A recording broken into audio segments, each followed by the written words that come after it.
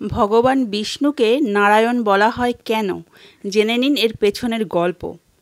ভগবান বিষ্ণুর অনেক নাম রয়েছে, যেমন হরি, অচ্যুত, জনার্দন, অনন্ত, পুরুষোত্তম ইত্যাদি। এই সব নামের নিজস্ব গুরুত্বও আছে। ভগবান বিষ্ণু নারায়ণ নামেও পরিচিত, কিন্তু আপনি কি জানেন কিভাবে ভগবান বিষ্ণুকে নারায়ণ বলা হয়?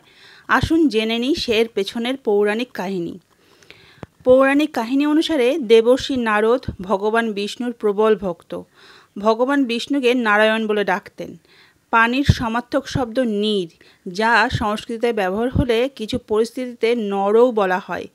নারায়ণের আবিধানিক অর্থ হল জল, যার প্রথম অয়ন বা অধিস্থান অর্থাৎ বাসস্থান হল জল।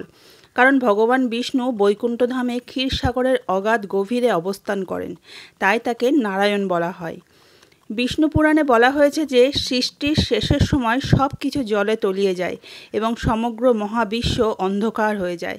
ভগবান বিষ্ণু অনন্ত নিদ্রায় জলে শয়ন করেন।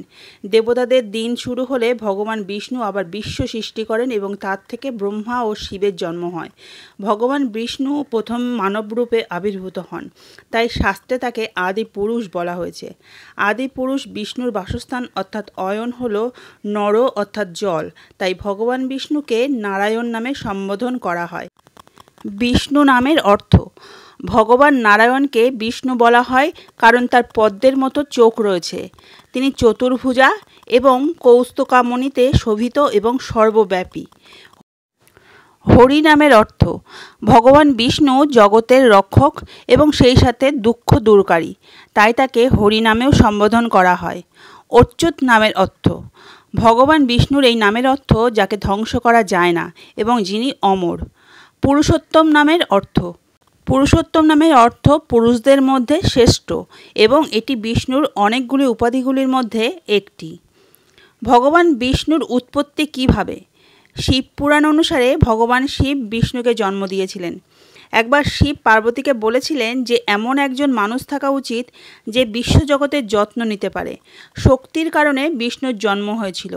তার চেহারা ছিল অনন্য, তার চোখ ছিল পদ্মের মতো, তার 4টি বাহু ছিল এবং তিনি কৌস্তকামণিতেও সুশোভিত ছিলেন। এছাড়াও সর্বব্যাপী হওয়ার কারণে তার নাম রাখা হয়েছিল বিষ্ণু। তিনি মহাবিশ্বের যত্ন নেওয়ার দায়িত্ব নিয়েছিলেন, সেই থেকে তাকে জগৎ পালনও বলা হয়। ভগবান বিষ্ণুকে কেন শ্রীহরি বলা হয়? হরিও ভগবান বিষ্ণুর একটি নাম। হরি মানে যিনি হেরে যান এবং কিছু বিশেষ পরিস্থিতিতে হরিকেও চুরি করা বোঝায়। ভগবান বিষ্ণু শুধু রক্ষকই নন, দুঃখ দূরকারীও। পূর্ণ ভক্তি সহকারে ভগবান বিষ্ণুর আরাধনা করে তিনি তার ভক্তদের দুঃখ কষ্ট দূর করতে বাধ্য হন। এই কারণেই ভগবান বিষ্ণুকে হরি বলা হয়। বিষ্ণু পুরাণে লিখিত হরি হরতি পাপানি পংক্তিতে এর উল্লেখ আছে। এই লাইনের অর্থ হরি অর্থাৎ ভগবান বিষ্ণু, যিনি জীবনের সমস্ত পাপ ও দুঃখ দূর করেন। কিভাবে ভগবান বিষ্ণুকে খুশি করবেন? আসুন আমরা আপনাকে বলি যে বৃহস্পতিবার আপনার হলুদ রঙের পোশাক পরিধান করা উচিত এবং একটি উপবাস পালন করা উচিত এবং তার পূজা করা উচিত। এই দিনে ভগবান বিষ্ণুর যে কোনো মন্ত্র জপ করলেই উপকার পাবেন। এই দিনে নারায়ণের ছবির সামনে ঘির প্রদীপ জ্বালাবেন, এতে ঘরে সুখ শান্তি বজায় থাকবে।